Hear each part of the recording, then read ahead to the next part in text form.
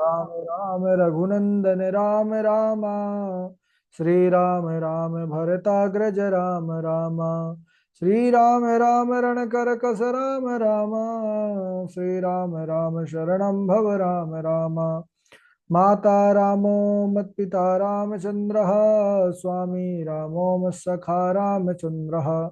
सर्वस्वं मे रामचन्द्रो दयालुर्। नान्यं जाने नैव जाने न जाने। अञ्जनानन्दनं वीरं जानकी शोकनाशनं। कपीशमक्षहन्तारं वन्दे लङ्काभयङ्करम्। भक्ति भक्त भगवन्त गुरु चतुर्नाम वपु एक। इनके पद वंदन किए नासत विघ्न अनेक। बोलिए श्री राघवेंद्र सरकार की जय। रामायण श्री राम कथा की जय। श्रीमद् गोस्वामी तुलसीदास जी महाराज की जय।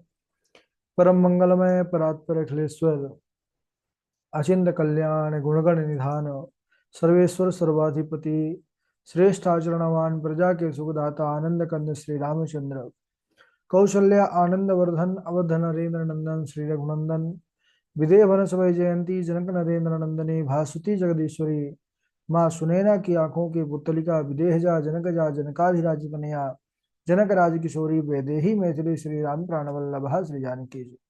इन दोनों युगल सरकार के पावन चरणारविंदों पर कुर्सिया नमन नतमस्तक वंदन एवं अभिनंदन। तीनों मैया चारों भैयाओं के चरणों में कोटि कोटि प्रणति।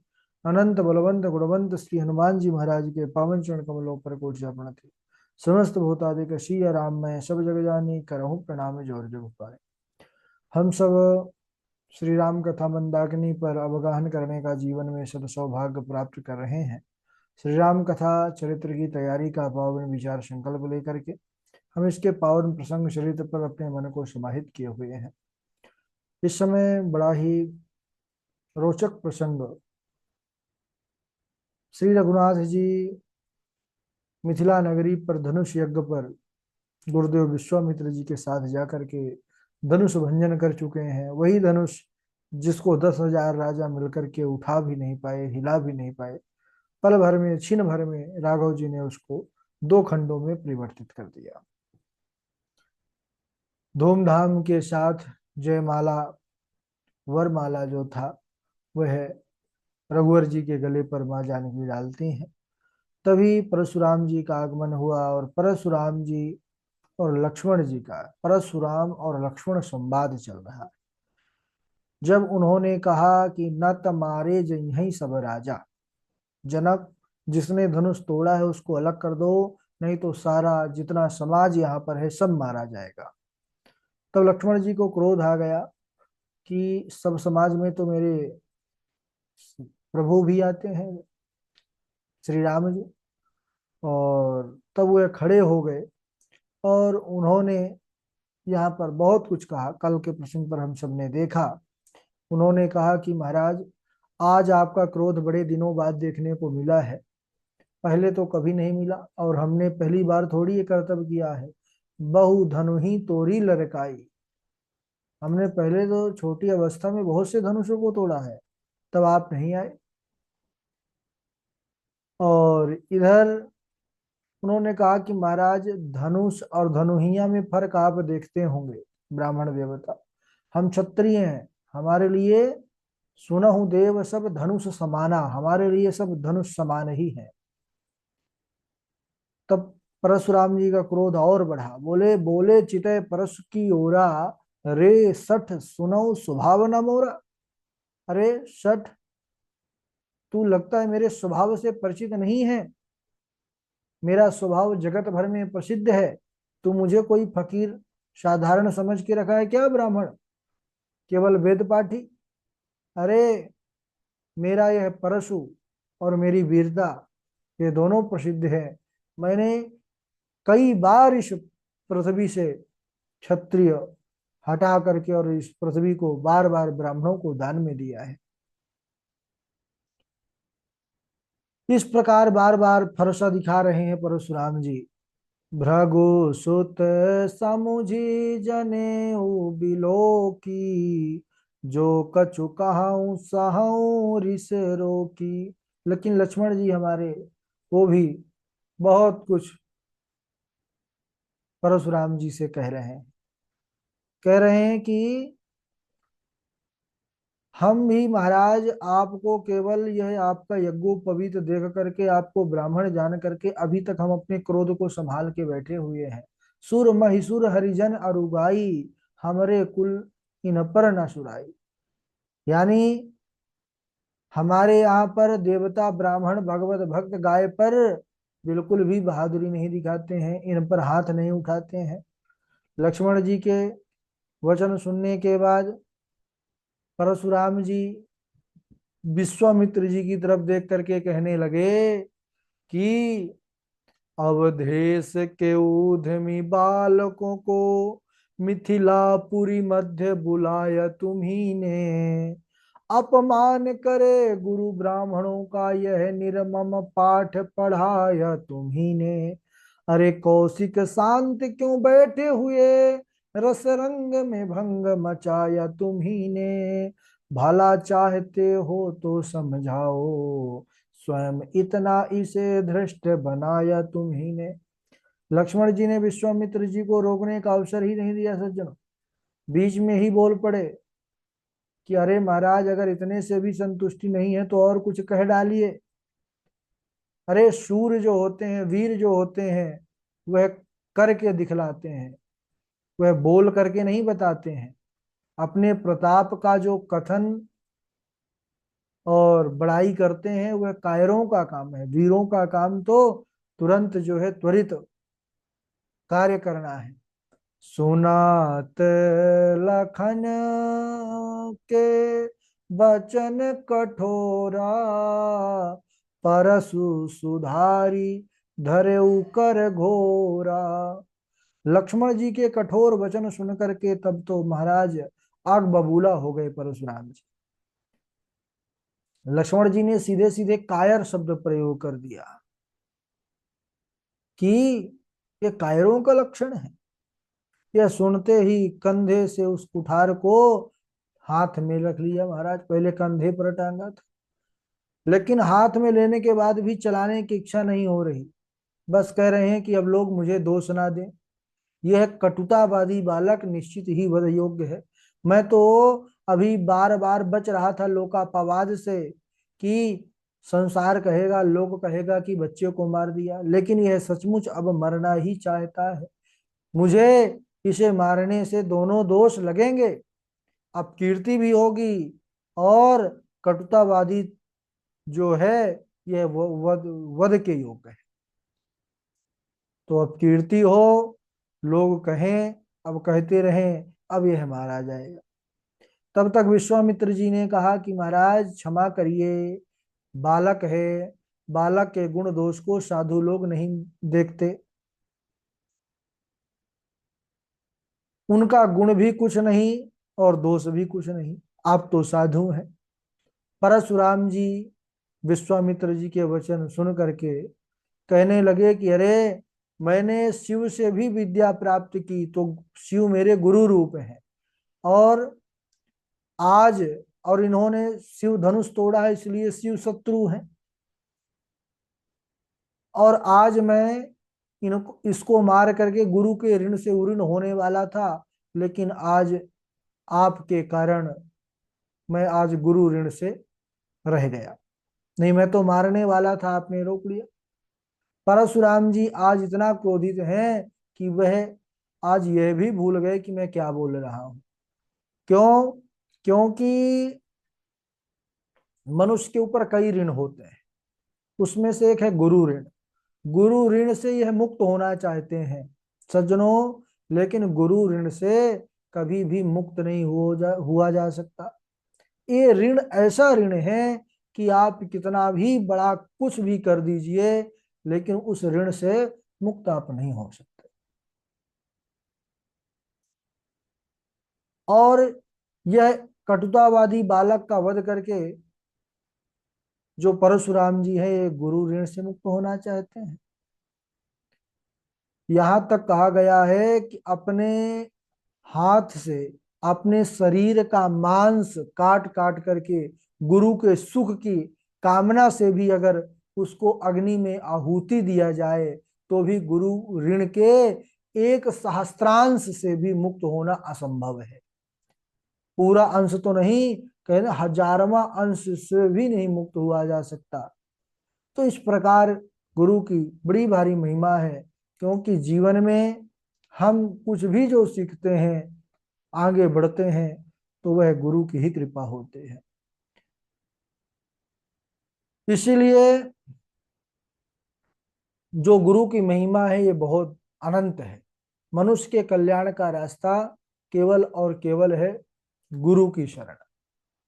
एक सच्चे सद्गुरु हमको इस संसार के कुसंगों से बचाते हैं। एक बार भगवान ने महात्मा बलि से पूछा था कि अच्छा यह बतलाइए कि आप स्वर्ग नरक इनमें कहाँ जाना पसंद करेंगे। लेकिन इसमें कुछ कुछ बातें हैं। कैसी बातें? अगर आप स्वर्ग जाएंगे तो स्वर्ग में आपको 100 दुष्ट मिलेंगे, और नरक जाएंगे तो वहां पर केवल आपको 10 विवेकी मिलेंगे। तो आप 10 विवेकियों के साथ नरक जाना स्वीकार करेंगे या 100 दुष्टों के साथ स्वर्ग? तब उन्होंने बड़ा सुंदर जवाब दिया कि हे भगवान, 10 विवेकी की भी आवश्यकता नहीं है। अगर एक विवेकी है तो मैं एक विवेकी के साथ नरक जाना स्वीकार करूंगा, लेकिन 100 दुष्टों के साथ स्वर्ग जाना कदापि नहीं। क्यों? क्योंकि वह दुष्ट स्वर्ग को भी नरक के रूप में परिवर्तित कर देंगे। अगर कोई विवेकी सज्जन है, वह नरक को भी स्वर्ग रूप में परिणित कर देगा अपने विचारों से, अपने आचरण से। इसीलिए यहाँ पर बाबा जी भी लिखते हैं कि बरु भलवास नरक करता ता, दुष्ट संग जन देहु विधाता। यानी भले ही कई वर्षों तक नरक मिल जाए, लेकिन दुष्ट का संग ना मिले। और गुरु क्या करते हैं कि वही जीवन में हमको एक श्रेष्ठ सद आचरण का जो है ज्ञान देते हैं। इसके बाद कहे लखन मुनि शील तुम्हारा, को नहीं जान विदित संसारा, माता पिता ही उरिन भयनी के, गुरु ऋण रहा सोच बड़ जी के। लक्ष्मण जी ने कहा कि हे मुनिवर, आपका शील कौन नहीं जानता, संसार भर में प्रसिद्ध है आपकी कीर्ति। आप माता पिता के ऋण से तो अच्छी तरह उऋण हो गए, गुरु का ऋण बचा है। इसीलिए मन में आपका बड़ा सोच है कि वह ऋण से हम कैसे मुक्त हों। यहाँ ऋण का अर्थ क्या है? बहुत सुंदर आचार्यों ने यहाँ पर भाव दिया है। आयुर्बल ही ऋण रूप है। इस विषय पर कहते हैं कि माता का आयुर्बल रूप ऋण आपने चुकाया। पिता के कहने पर माता को मार दिया, पहले माता को मारा और फिर बचे पिता ऋण, पिता का आयुर्बल। तो उनका जो सहस्त्रबाहु से बैर करवा दिया और उनको भी मरवा डाला। तो माता पिता के ऋण से तो ऋण हो गए, अब बचा गुरु ऋण। अब भगवान शंकर से लड़ने का सामर्थ्य तो आपके अंदर है नहीं, उनको मारने का आपके अंदर सामर्थ्य नहीं रहा, क्योंकि वह अविनाशी है, भगवान शंकर हैं, उनकी आयु को समाप्त नहीं कर सकते आप। तो इसीलिए आपको चिंता है। एक महानुभाव बड़ा सुंदर अपना यहाँ पर भाव देते हैं कि परशुराम ने भगवान शंकर जी से जब विद्या पाई, तो दक्षिणा में शंकर जी ने उनसे शेष नाग के कुंडल मांगे। लेकिन उस समय वह असमर्थ रहे, क्योंकि शेष जी के पास से उनके कुंडल लाना ये उनके लिए असंभव था। वही कुंडल आज शेष रूपी लक्ष्मण जी के कानों पर है। तो इसीलिए यह लक्ष्मण जी को मारने के लिए परश उठाए। तो इसीलिए यहाँ पर इनकी ओर इशारा किया है कि गुरु ऋण से उऋण होना चाहते हैं। माता पिता से तो शीघ्र उऋण हो गए, और गुरु जी से उऋण अभी तक नहीं हो पाए, बहुत समय भी हो गया, इसलिए ब्याज भी बहुत हो गया होगा। और लक्ष्मण जी कहते हैं कि आप हमको मार करके उस ऋण से उऋण होना चाहते हैं। तो सुनिए परशुराम जी, हम आपको एक बड़ा सरल मार्ग बता रहे हैं कि अगर आप गुरु ऋण से उऋण होना चाहते हैं तो जाइए गुरु जी को ही बुला के ले आइए, और हम थैली खोल देंगे। गुरु जी जो है सूद मूल दोनों जो है यहां से प्राप्त कर लें। यानी तात्पर्य क्या है, लक्ष्मण जी कह रहे हैं कि आप तो ब्राह्मण ठहरे, हम आपसे युद्ध तो कर नहीं सकते, अपने जो है गुरु जी को बुला लाइए, तो वह हमसे जो चाहे प्राप्त कर लें, हम उनसे कर लेंगे युद्ध। इस प्रकार यहाँ पर दोनों में वार्तालाप हो रही है, और लक्ष्मण जी के वचन सुन करके परशुराम जी अपना फरसा उठा लिए और इस प्रकार क्रोधित होकर के दौड़े। उसी समय भगवान श्री राम जी लक्ष्मण जी को इशारा करके अपने पास बिठा लिए हैं, और वह आए हैं और कहते हैं कि हे प्रभु, यह बालक है, इस पर क्षमा कीजिए। अरे, जब छोटे बालक कुछ ढिठाई करते हैं तो जो गुरु होते हैं, पिता माता होते हैं, उसका आनंद उठाते हैं। परशुराम जी क्रोधित थे। परशुराम जी बोले कि अरे राम, तुम्हारी ही सम्मति से तुम्हारा छोटा भाई इस प्रकार के वचन निकाल रहा है और तुम हाथ जोड़ करके छल से विनय कर रहे हो। अरे युद्ध में मेरा सामना करो राम, नहीं तो राम कहलाना छोड़ दो। तुम क्या सोचते हो कि राम कहलाने से तुम परशुराम हो जाओगे? भगवान श्री राघव हमारे सहज स्वभाव, उन्होंने हाथ जोड़ करके कहा कि हे नाथ, पहली बात तो आपने युद्ध के लिए कहा, तो सेवक और स्वामी में युद्ध कैसे हो सकता है? इन दोनों की क्या बराबरी? आप स्वामी हैं, मैं सेवक हूं। और आपने कहा कि मैं राम होकर के परशुराम की बराबरी, अरे कैसी बराबरी हो सकती है? मेरा नाम राम, यह तो दो अक्षरों का छोटा सा नाम है, आपका तो परशु समेत परशुराम। और हे भगवान, अगर क्षत्रिय धर्म के अनुसार देखा जाए तो युद्ध में अगर हमको काल भी ललकारे तो हम उसका भी सामना करने के लिए खड़े हो जाते हैं। लेकिन हमारे कुल की यह भी परंपरा है कि ब्राह्मण गुरु, इन पर हम कभी शस्त्र नहीं उठाते।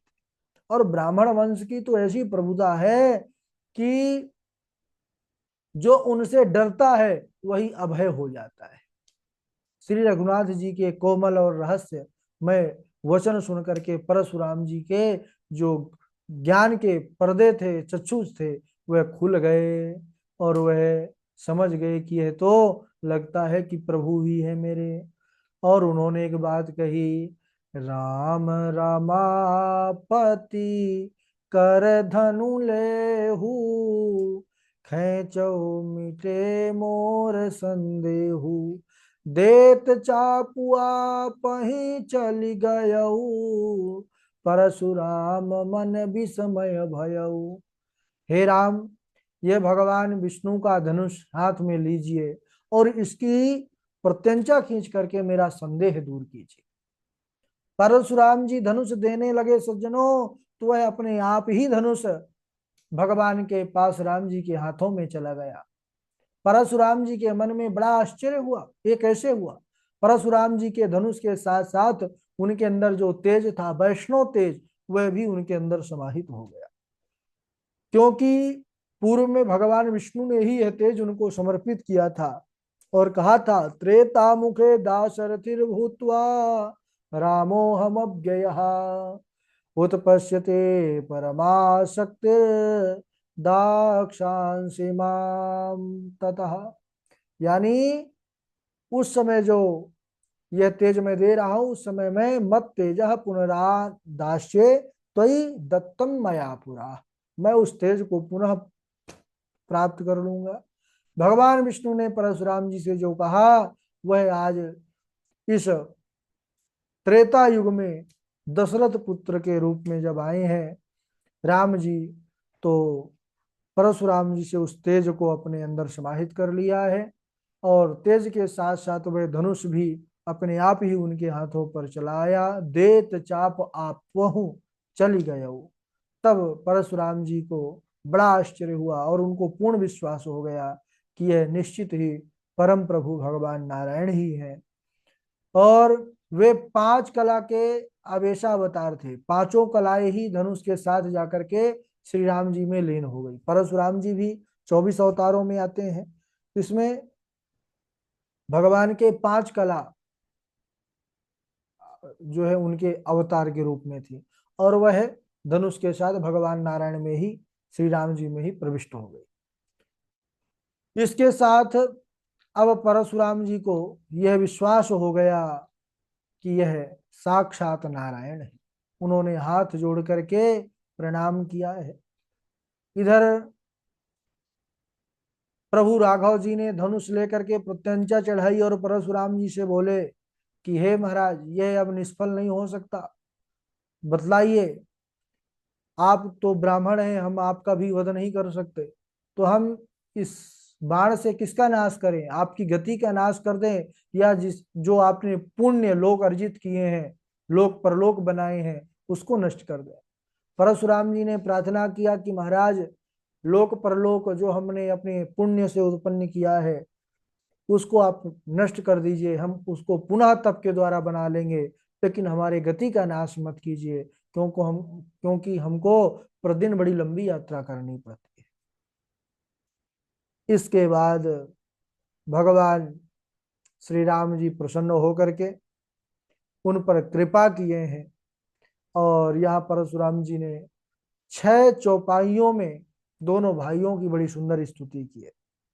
और 7वां अवतार श्री राम जी, रघुवीर जी, उनको यह सूचित करने हेतु 7वें अवतार का यहाँ पर जब 7वीं चौपाई आई है तो उसमें उनको प्रणाम करके तप के लिए पुनः चले गए। बड़ा सुंदर वर्णन यह चरित्र। और वह हाथ जोड़ करके कह रहे हैं कि कही जग जय जय रघुकुल के तू, भृगुपति गए बनहि तप हेतु, अपभय कुटिल महीप डराने, तहाँ जहाँ तहाँ कायर गवहीं पराने। परशुराम जी भगवान को प्रणाम करके अपने स्थान को चले गए। परशुराम जी जब स्वयं श्री राम जी के सम्मुख झुक गए, जिनसे समस्त राजा डरते थे, उन राजाओं ने जब देखा कि इनके सामने यह भी झुक गए, तो उनका पता भी नहीं चला महाराज, वह कायर राजा अपने आप ही वहां से 9 10 11 हो गए। बोलिए भक्तवत्सल भगवान की जय। चलिए बारी बारी से छुपाई सुना देंगे, कम ही लोग हैं, 2 ही लोग जुड़े हैं। अवध बिहारी जी, इंदु पराशर जी, पूर्वी जी। जी गुरु जी, प्रणाम। आवाज आ रही है? जी हाँ आ रही। जी। मुनि श्राप जो दीना, अति भल कीना, परम अनुग्रह में माना, देखूं भरी लोचन, हरि भव मोचन, यही लाव शंकर जाना, बिनती प्रभु मोरी, मैं मति भोरी, नाथ न मांगहूँ बर आना। प्रणाम जी। हाँ जी। राधे राधे गुरु जी, प्रणाम। राम हूँ चाहि, राम हूँ चाहि शंकर धनु तोरा, हो सजग सुनी आयसु मोरा, कावर